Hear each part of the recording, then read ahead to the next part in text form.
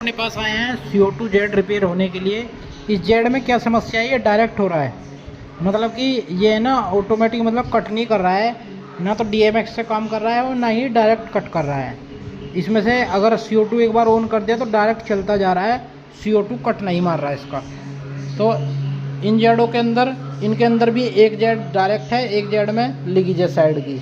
ठीक है, फिलहाल हम जो ये डायरेक्ट वाला जेड है इसको चेक करते हैं, इसको देखते हैं, फिर इसमें जो समस्या है इसकी पहले इसका काम करते हैं, फिर बाकी के ये 2 जेड है इनका भी काम करेंगे। ठीक है, अभी हमने पूरा जेड खोल दिया है, खोलने के बाद इसको जो इसमें समस्या है वो ख़त्म करेंगे, उसके बाद देखते हैं फिर।